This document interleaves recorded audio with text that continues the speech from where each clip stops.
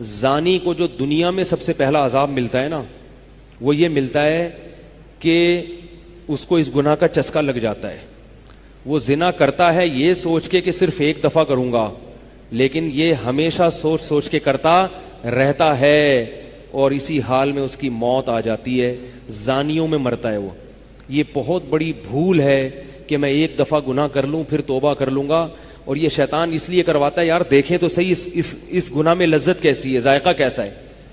ایسی اللہ کی طرف سے اس پر پھٹکار برستی ہے نا زانی پر، وہ تڑپتا ہے کہ مجھ سے چھوٹ جائے. کسی کو اللہ توفیق دے دیتے ہیں، لیکن عام طور پر کیا ہوتا ہے، گیا بس. اتنا مشکل ہوتا ہے پھر اس کو اس دلدل سے نکلنا. اللہ کہتے ہیں اب گند میں منہ مارا ہے، گند میں رہو. اب گند کھایا ہے نا، اب گند کھایا تو اب گند میں رہو. پھر گندگی میں اس کو مزہ آتا ہے پھر وہ.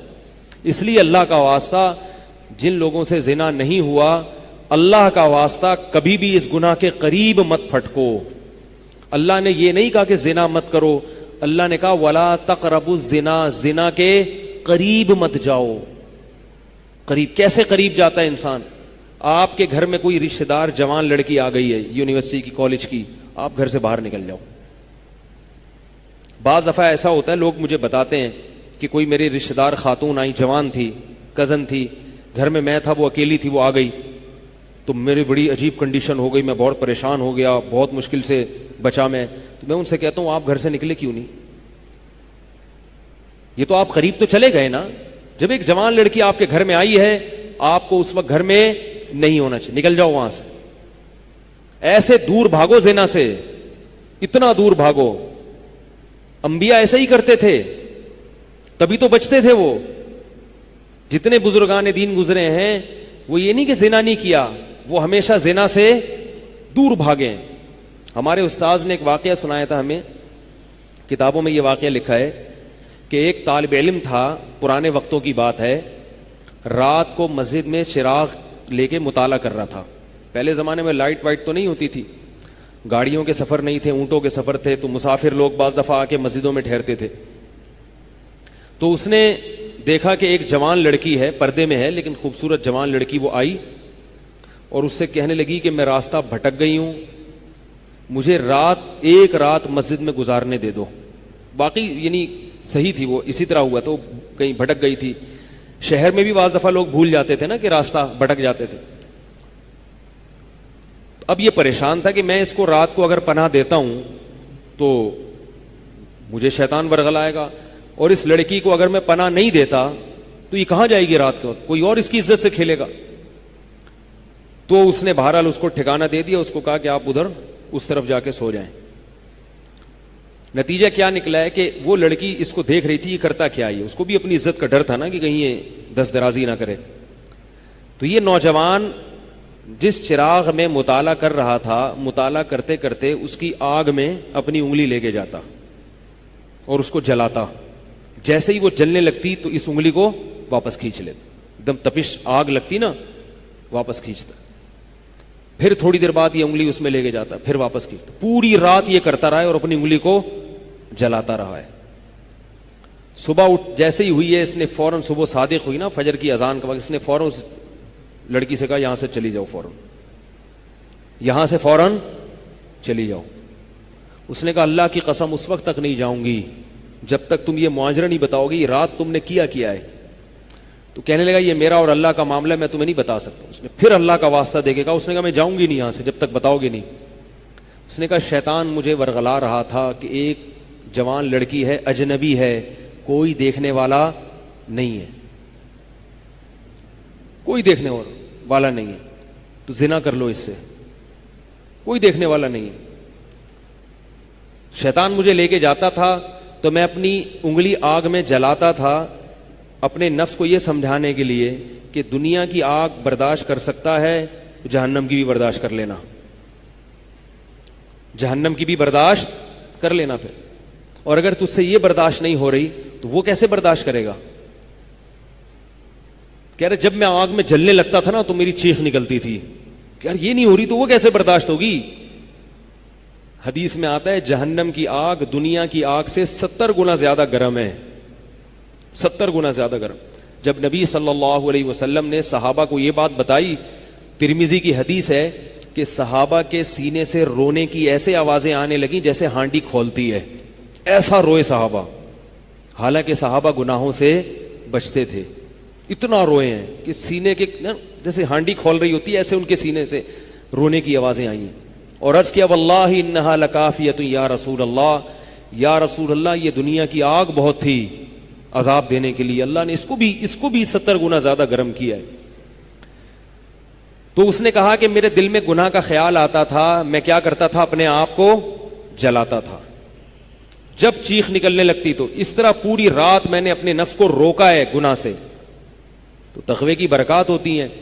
اس لڑکی نے کہا، اب گھر میں جا کے اپنے والد سے کہا کہ میں اگر نکاح کروں گی تو صرف کس سے کروں گی، اس نوجوان سے، یا عفیف اور پاک دامن ہے۔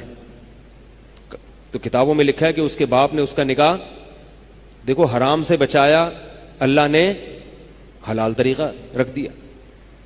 تو جو بھی زنا سے بچتا ہے نا، یاد رکھو جیسے زنا کرنے کا عذاب بہت سخت ہے، ایسے ہی کسی کو زنا کا موقع ملے اور وہ بچ نکلے اس کا ثواب بھی بہت زیادہ ہے۔ تاریخ میں جن ہستیوں کو بھی زنا کا موقع ملا اور انہیں نے موقع ملنے کے باوجود زنا نہیں کیا، ان کو اللہ نے دنیا میں بھی بہت نوازا ہے۔ میں اکثر ایک واقعہ سناتا ہوں، ہمارے ایک دوست ہیں امریکہ میں، بلکہ امریکہ سے بھی ایک دور علاقہ ہے، اس کا جگہ کا نام میں بھول گیا، انہوں نے میرا یہ بیان سن کے مجھ سے ملنے کے لیے آئے تھے، وہ مجھے پہچان گئے یہ بیان سن کے، ممکن ہے یہ بھی میرا یہ بیان سنے، وہ یہ میرے والد صاحب کا واقعہ ہے۔ میرے والد صاحب جب امریکہ گئے، کنوارے تھے اس وقت، میرے والد صاحب بہت ہینڈسم تھے، خوبصورت تھے، اور اتنا چوڑا تو ان کا سینہ تھا اور ایسی چوڑی چوڑی کلائیاں تھیں، بہت ماشاءاللہ اللہ نے ان کو مردانہ وجاہت دی تھی، اور آواز ایسی تھی جیسے ببر شیر ہوتا ہے، بہت ہی خوبصورت آواز تھی، بڑی زبردست پرسنالٹی تھی۔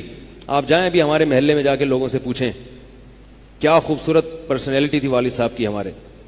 جب انتقال ہوا ہے نا میرے والد صاحب کا، تو پورا محلہ رو رہا تھا، پورا محلہ۔ مسجد کے امام صاحب جب بھی جنازے کا اعلان کرتے تھے نا تو روتے نہیں تھے، ہزاروں میتوں کے اعلان کیے تھے، میرے والد صاحب کا جب مسجد کے امام صاحب اعلان کر رہے تھے 3 دفعہ اعلان کیا، تینوں دفعہ روئے ہیں، اتنی لوگوں کو ان سے محبت تھی۔ تو یہ کیسے ہو گئی، یہ کیسے ہو گئی، کیوں اللہ نے ان کی محبت لوگوں کے دلوں میں رکھ دی، اور کیوں اللہ نے ان کو اتنا نوازا۔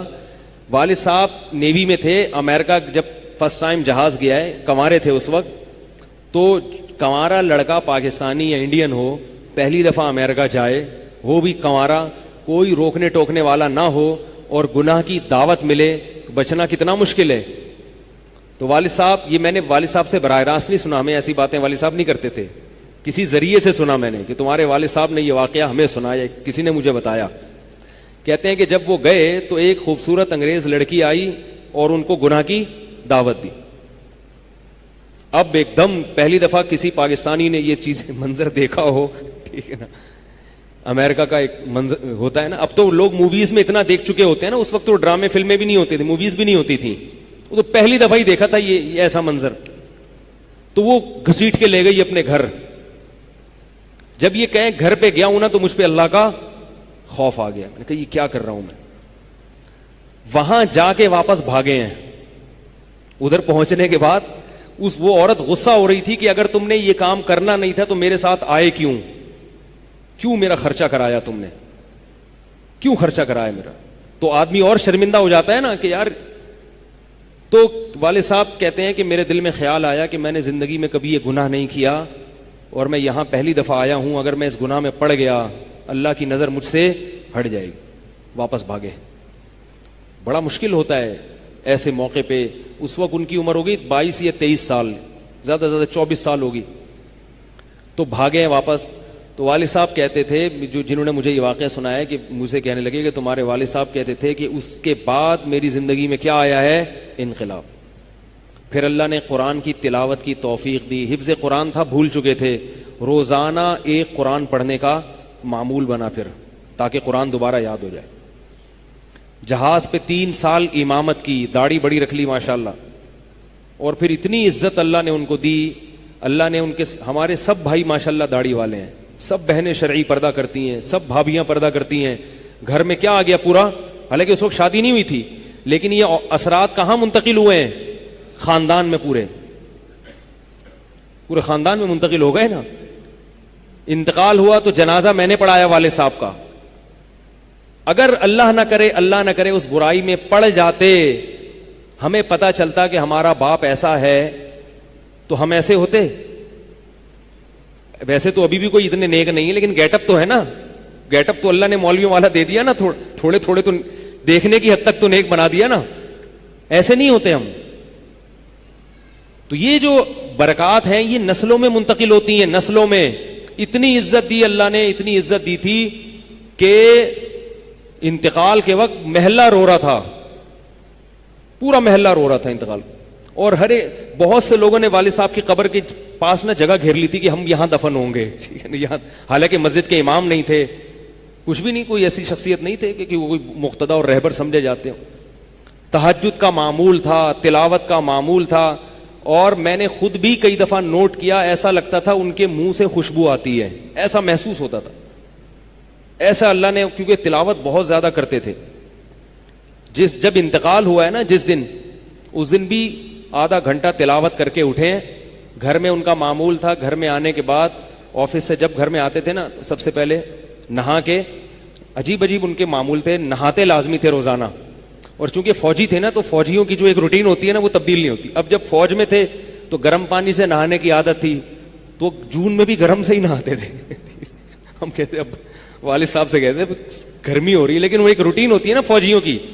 بس وہ آنا ہے، دھوتی پہنی، غسل خانے میں چلے گئے، پانی گرم پہلے کیا، اپنا کام سارا خود کرنا، کسی سے کام ہی نہیں لیتے تھے. اور وہ 2 منٹ کے اندر ایسے پھرتی سے نہاتے تھے. ہم حیران، یہ کیسے نہا گئے اتنی دیر میں؟ کہتے میں صابن سے باقاعدہ تسلی سے نہایا ہوں. اتنی جلدی پھرتی میں کام کرتے تھے. آتے ہی تلاوت کرنی، اور تلاوت اونچی آواز میں کرتے تھے. پورے گھر میں والد صاحب کے تلاوت کی آواز آتی تھی. مجھ سے غلطی یہ ہوئی کہ انتقال سے چند دن پہلے میں ان کی تلاوت سن رہا تھا، تو میرا دل چاہا میں اس کو ریکارڈ، اس وقت ریکارڈنگ کا اتنا زیادہ نہیں ہوتا تھا، میں نے کہا اس کو میں ریکارڈ کر لوں، لیکن وہ ریکارڈ میں نہیں کر سکا. میں نے کہا چلو بعد میں کر لوں گا، اور ان کا انتقال ہی ہو گیا. تو تلاوت اونچی آواز سے ٹوپی اتار کے تلاوت کرتے تھے. تو جس دن انتقال ہوا ہے، اور اللہ سے کہتے تھے کہ اللہ کسی کا محتاج نہ بنانا. ساری زندگی کسی سے خدمت نہیں لی، صرف جو ہے نا کمر دبواتے تھے بیٹوں سے اپنے. تو مجھ سے بھی دبواتے تھے، میرا یہ انگوٹھا بڑا مضبوط ہو گیا ہے. وہ کمر پہ نا ان کے یہ ایسے مالش کر کے، ایسے کمر پہ میں مالش کرتا تھا والد صاحب کی، یہ تیل لگا کے نا ادھر، تو میرے انگوٹھے میں بڑی طاقت پیدا ہو گئی تھی. تو مجھے کہتے تھے یار تم ہو باریک سے، میرے باقی بھائی ذرا، لیکن یار تمہارے ہاتھ میں بڑی طاقت ہے. تو میں کہتا تھا کہ یہ میرے ہاتھ میں طاقت نہیں ہے، یہ مالش کر کے نا یہ انگوٹھا بہت مضبوط ہو گیا ہے. تو کیا تھا، تلاوت کی انتقال سے پہلے، اور بار بار دعا کیا کرتے تھے کہ اللہ بستر پہ لیٹوں نہیں. زندگی میں ہم نے کبھی نہیں دیکھا والد صاحب بستر پہ لیٹے ہوں، یعنی بیمار ہو کے لیٹے ہوں. اپنا سارا کام پھرتیلے پن سے کوئی بالکل. تو وہی ہوا، موت کے وقت بھی ایسا ہی ہوا. آئے ہیں، تلاوت کی ہے، پھر اس کے بعد گئے عشاء کی نماز پڑھنے. صف میں بیٹھے ہوئے تھے کہ گر گئے. صف سے اٹھا کے ان کو ہاسپٹل لے کر گئے ہیں، نماز کی اقامت ہو رہی ہے اور وہیں اٹیک ہوا، اور وہی ان کا قبر کا سفر تھا. کتنی اچھی موت دی اللہ تعالیٰ نے کہ ایک دن کیا ہوا، بارش میں بھیگتے بھیگتے آئے ہیں گھر میں اور فوراً نماز کے لیے گئے. تو والدہ نے کہا کہ بھائی ابھی بارش ہو رہی ہے. انہوں نے کہا اللہ بولے گا آفس سے یہاں تک پہنچ گئے اور اب یہاں سے مسجد تک نہیں جا رہے. اللہ کو بھی منہ دکھانا ہے. ایسے نماز کے پابند.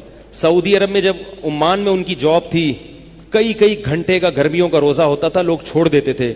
والد صاحب کہتے تھے مر جاؤں گا رمضان کا روزہ نہیں چھوڑوں گا، کچھ بھی ہو جائے رمضان کا روزہ کیسے چھوڑ. تراویح کبھی نہیں چھوٹتی تھی، رمضان کا روزہ کبھی نہیں چھوٹتا تھا.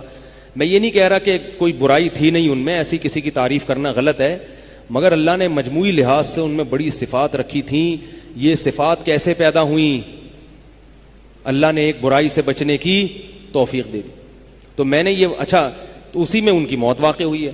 اور رات کو 12 بجے انتقال ہوا. ان کے سارے کام ایسے ہوتے تھے، موٹے موٹے کام اور چپکے چپکے. شو بازی کا بالکل بھی شوق نہیں تھا ان کو.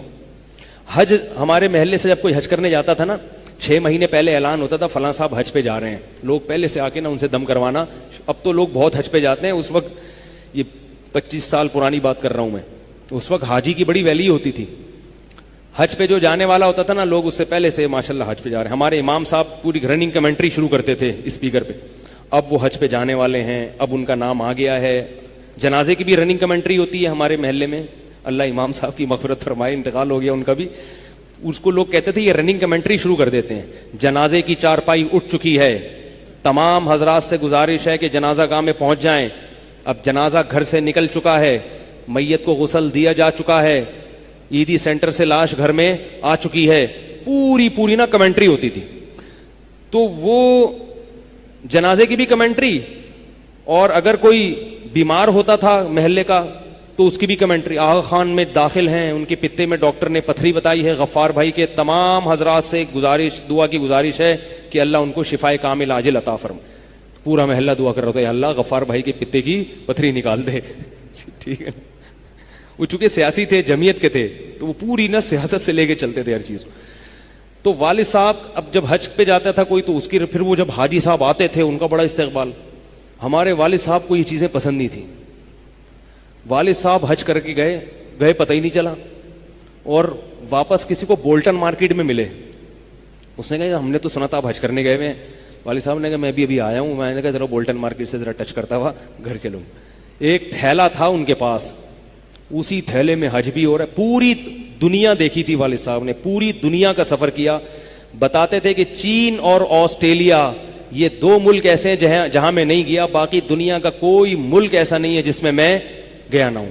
لیکن اتنی سادگی کہ آپ کہیں گے کہ شاید یہ کبھی انڈا موڑ بھی نہیں آئے ہوں گے. یہ کوئی شوبازی نہیں تھی, ایسے چپکے سے گئے ہیں اور حج کر کے چپکے سے واپس. شہرت پسند نہیں تھی, بالکل پسند نہیں تھی شہرت. تو کوئی بھی کام ہے بس آرام سے چپکے سے کر لیا. ختم قرآن کے موقع پر ہمارے امام صاحب نا سب کو بلاتے تھے. ہاں بھائی اب تو والد صاحب کو پسند نہیں ہوتا تھا کہ نام لیا جائے میرا, تو یہ چیز لوگ ان کی پسند کرتے تھے. تو ان کی موت بھی ایسے ہی ہوئی ہے چپکے سے. رات 12 بجے انتقال ہوا, میں مدرسے میں تھا, ہم لوگ پہنچے, ہم تو حیران ہو گئے یہ کیسے ہو گیا بھائی ایک دم. تو ان کو غسل دیا, اور فجر کی نماز کے بعد جنازہ تیار تھا. فجر میں نمازی کم ہوتے ہیں. اعلان ہوا فجر کے بعد, جب پبلک ہمارے گھر آنا شروع ہوئی ہے تو جنازہ پڑھ کے ہم ان کو دفنا چکے تھے. لوگ کہہ رہے یار یہ اتنی بڑی شخصیت, اتنے محبوب دنیا سے چلے گئے اور ہمیں پتہ بھی نہیں. ہم نے کہا بھائی گئے ایسے وقت پر ہیں, وہ سونے کا وقت ہوتا ہے, اس وقت اعلان ہوا تھا, مگر ظاہر ہے آپ کو پتہ نہیں چلتا. تو ایسے ہی چپکے سے خاموشی سے چلے گئے. تو لوگ یہی کہہ رہے تھے یار یہ نہ انہوں نے دنیا میں کبھی خدمت لی ہے, ٹھیک ہے نا, جنازے میں بھی کسی کو پریشان نہیں کیا, ایسے 2 صفیں ہوئی تھی جنازے کی, بس چلے گئے. تو کیسا اللہ نے چلتے پھرتے نماز کی حالت میں ان کو اٹھایا ہے. تو یہ میں نے یہ واقعہ سنا ہے نا, تو ایک صاحب باربڈوس سے شاید ملنے کے لیے آئے مجھ سے. تو مجھ سے وہ بیان انہوں نے سنا, پہلے میرا بیان سنتے تھے, مجھے پہچانتے نہیں تھے, امریکہ کی کسی ریاست میں تھے یا باربڈوس میں واللہ عالم. تو مجھ سے ملنے کے لیے آئے, مجھے کہنے لگے یار آپ حافظ مسعود صاحب کے بیٹے ہیں. میں نے کہا ہاں. کہہ رہے یار میں آپ کا بیان کب سے سن رہا ہوں, آپ کو پہچانتا نہیں تھا. آپ نے ایک دن ممبر پہ واقعہ سنایا, تو یہ واقعہ تو آپ کے والد صاحب کا واقعہ ہے, اور یہ میرے والد صاحب آپ کے والد کا واقعہ مجھے سنا کے امریکہ بھیجا تھا انہوں نے کہ بیٹا حافظ مسعود صاحب کی طرح زندگی گزارنا, امریکہ جا رہے ہو, جیسے وہ بچے تھے تم بھی بچنا. تو کہہ رہے آپ کے تو والدہ کو بھی جانتا ہوں میں, آپ کے تو گھر ہم لوگ پڑھنے آتے تھے, ہماری دادی سے انہوں نے پڑھا ہے, یعنی ہمارے بہت کلوز تھے وہ لوگ. وہ امریکہ چلے گئے, حوادث سے زمانہ ان کو امریکہ لے گئے, ٹھیک ہے نا. تو کہنے لگے کہ جب میں نے یہ آپ کا روزانہ بیان سنتا تھا, یہ واقعہ سنا, تو پھر میں حیران ہوا کہ یار آپ تو بہت, پھر میرے بھائی بھی ان کو جانتے ہیں. تو وہ انہوں نے بتایا کہ یہ واقعہ تو آپ کے والد صاحب کا جب مجھے پتا چلا نا, تو مجھے پھر پتا چلا آپ ان کے بیٹے ہیں. تو مجھ سے ملنے آئے اسپیشل یہاں پہ.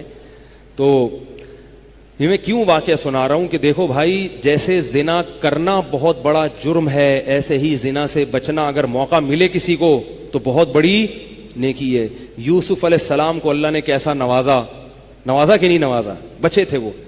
تو بھائی کرنے والے بہت ہیں, بچنے والے تھوڑے ہیں. تو کرنے والوں میں اگر اپنا شمار کرو گے تو جہاں بہت سارے لوگ ہیں مزے کی زندگی گزاری, تھوڑے دنوں کے لطف اور مزے ہیں, اس کے بعد دنیا کا سکون بھی گیا اور آخرت میں جہنم کی آگ. اور اگر بچنے والوں میں آ گئے تو ان تھوڑے لوگوں میں اللہ شامل کر لیں گے جو تھوڑے شکر گزار ہوتے ہیں. لیکن اس کا یہ مطلب نہیں ہے کہ ایسا ماحول کریٹ کرو کہ پھر آپ کو بچنے کا موقع ملے. دور بھاگو.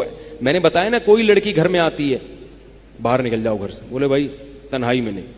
میں تو اس کی احتیاط کرتا ہوں. کوئی جوان خاتون اگر مسئلہ پوچھنے آ جائیں, بوڑھی ہے تو کوئی اتنا مسئلہ نہیں ہے, جوان خاتون, ایسا ہوتا ہے بعض دفعہ خواتین کو تو ماحول کا نہیں پتا ہوتا, اب وہ آئی ہیں, میں گھر میں کوئی نہیں ہے, آگے دروازہ بجا رہی ہیں, مفتی صاحب گھر میں مسئلہ پوچھنا ہے. گھر میں نہیں بیٹھوں گا بھائی, سڑک پہ کھڑے کھڑے پوچھو, ٹھیک ہے نا, بے احترامی ہے. گھر میں آنا ہے تو پھر مسجد کے کسی خادم کو یا کسی بندے کو گھر میں بٹھاؤں گا کہ بھئی آپ بھی آ جاؤ, کیونکہ بدگمانی کا موقع دینا بھی کیا ہے, حرام ہے. ہاں گھر والے موجود ہوں, اہلیہ موجود ہیں, پھر بے شک آگے بیٹھو. اور پھر بھی میں ایسا نہیں کرتا کہ اہلیہ دوسرے کمرے میں اور یہ خاتون اس کمرے میں میرے ساتھ بیٹھے, ایسا نہیں ہوگا بھائی. ایسا کریں گے تو کون آئے گا, ہے بھائی.